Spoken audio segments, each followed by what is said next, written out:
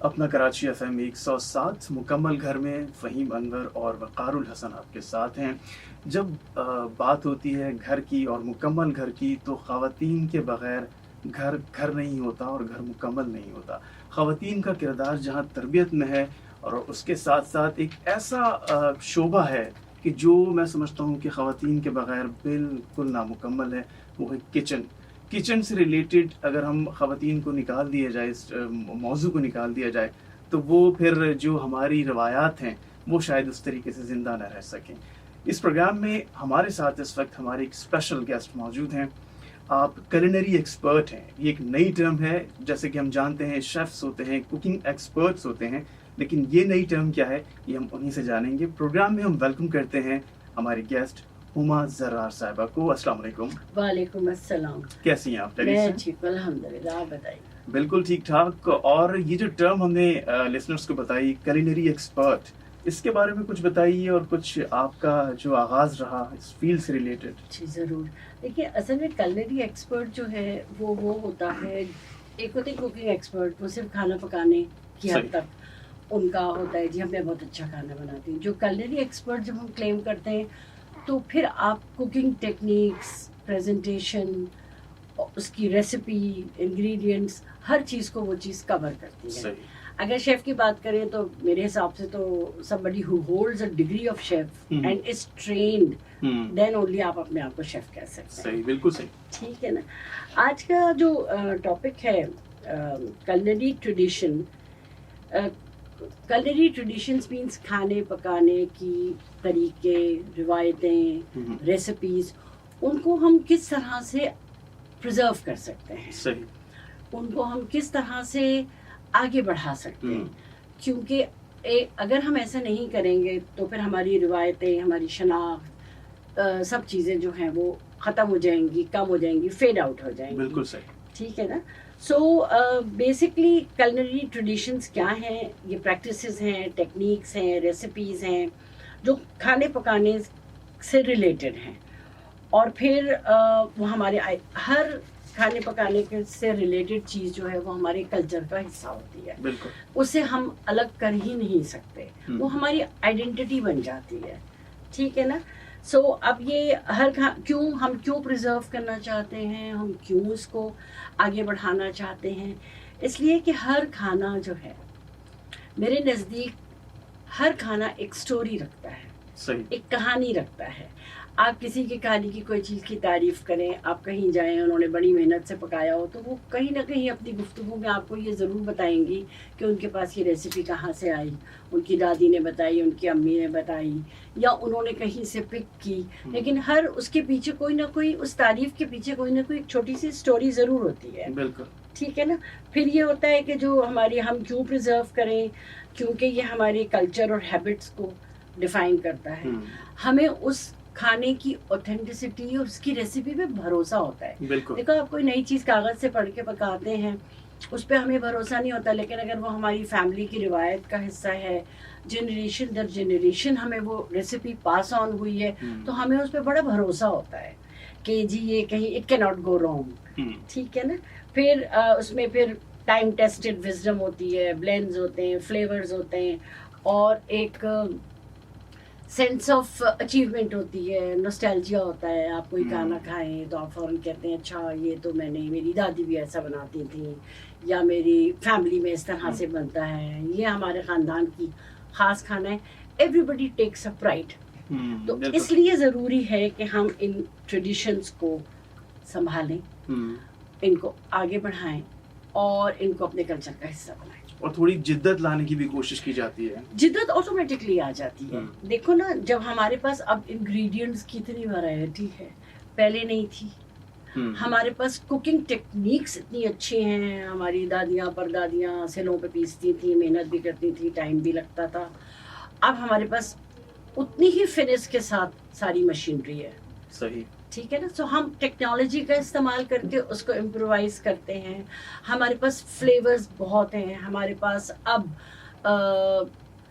Play around करने के लिए इंग्रेडिएंट्स बहुत हैं। पहले में भी इतने नहीं थे। नमक मिर्च धनिया हल्दी से ऊपर कोई हाउसवाइफ सोचती भी नहीं थी।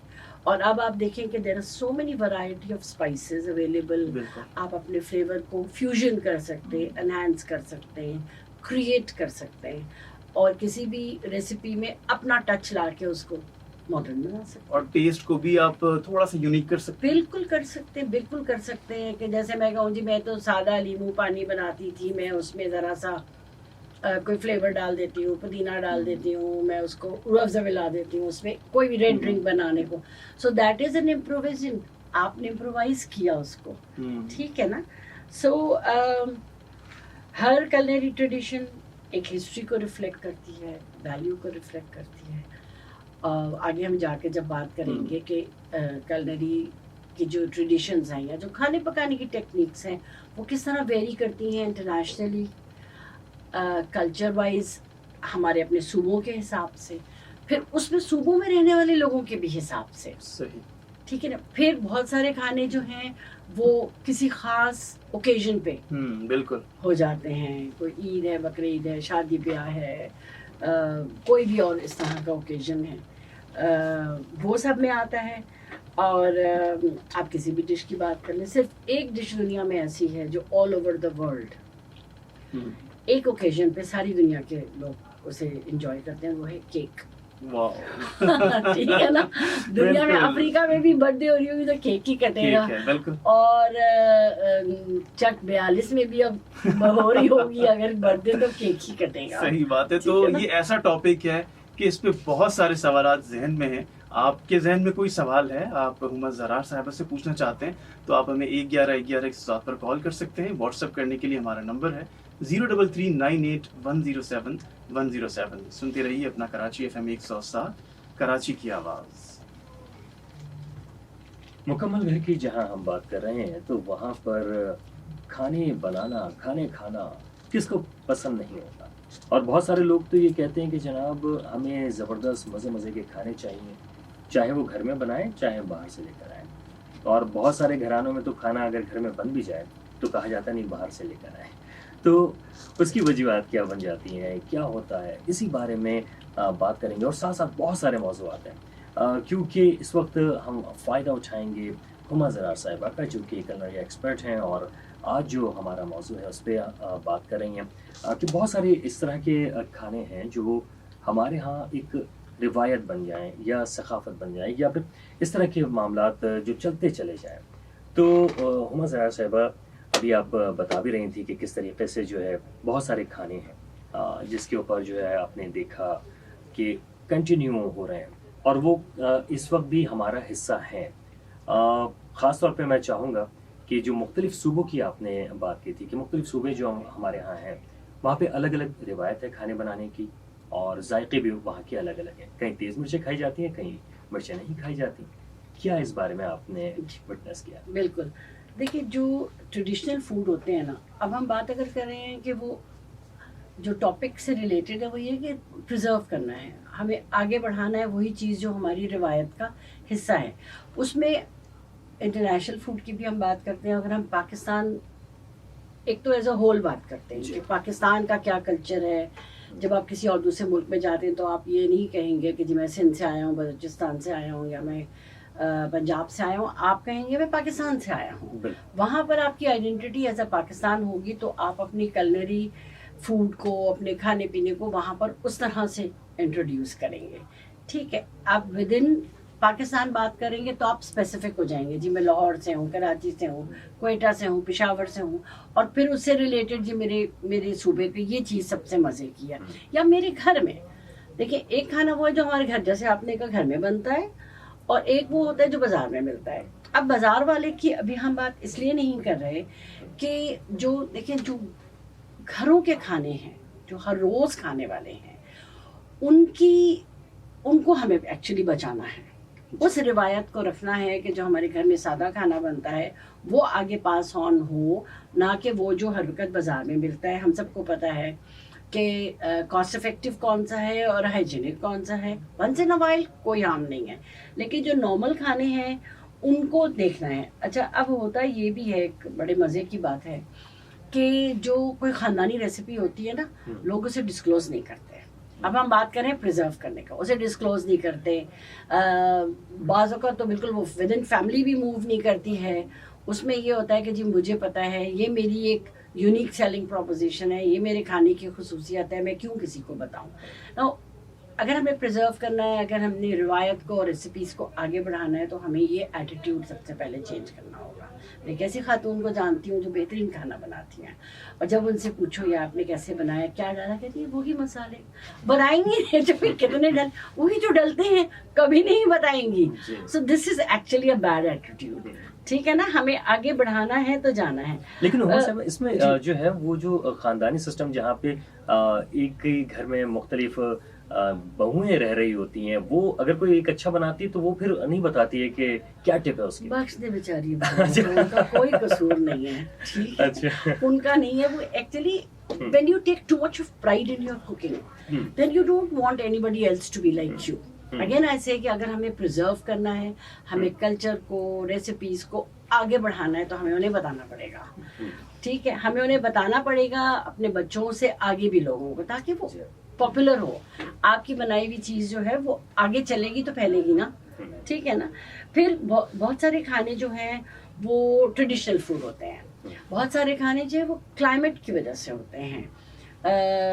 जैसे अभी आपने मिर्च मसालों की बात की, तो जो KPK है हमारा, वहाँ पर जो खाने उनके स्पेसिफिक हैं, जो आगे चल रहे हैं नस्ल दर नस्ल, वो सारे लैम्प बेस्ड हैं, मीट एंड ड्राई फ्रूट्स। आप गौर करें, अगर हम उनका मोस्ट पॉपुलर खाना निकालते हैं जो जनरेशन दर जनरेशन बन रहा है, वो मीट वाला है।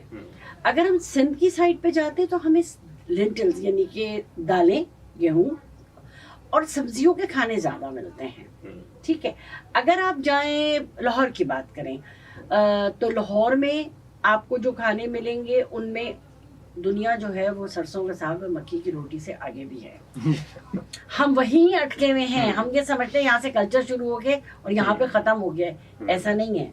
लाहौर के बहुत से खाने ऐसे हैं जो जनरेशन दर जनरेशन आगे इसी तरह चल रहे हैं कि वो फैमिली कि वो ख़त्म ना हो, वो आगे चले। मैं आपको बताती हूँ कि वहाँ पर और ज़्यादा क्या चीज़ें, हम निहारी को ओन करते हैं कराची वाले, लेकिन असल में निहार मीन्स सुबह खाने वाला खाना है, और ये लाहौर से इनिशिएट होता है। लाहौरी जो हैं वो पसंद करते हैं इसको, वो चलाते हैं कि जी हमने निहारी खानी है तो नाश्ते में खानी है। ठीक है, और जिस तरह से कराची के मैं बात करूँ तो फिर मैं ये कहूँगी बिरयानी से आगे जहाँ और भी हैं खाने बहुत मज़े मज़े के हैं। और अगर हम कराची की बात करें स्पेसिफिक, सो मेरे लिए ये बड़े सरप्राइजिंग था जब मैंने रिसर्च में डाला कि बन कबाब वो समथिंग जिसको बड़े उससे लोग बनाते हैं और इंट्रोड्यूस करते हैं। हमारे घर में बन कबाब ऐसे बनते हैं। आप बाहर भी चले जाएं, कोई आप किसी पाकिस्तान से बाहर किसी को कोई वो पार्टी रखे, वो के आसान लगता है, और उनका अपना एक रेसिपी होती है। जैसे मेरे घर में तो जो बर्गर की पैटी है या जो बन कबाब का कबाब है वो इस तरह बनता है, और वो वही फॉलो करती हैं। और आगे अगर कोई रेसिपी पूछेगा तो वो वही बताएंगे। जैसे सिंध में मुझे बड़े सरप्राइजिंग लगा कि उनकी जो चाट है उसमें आलू की टिक्किया होती है।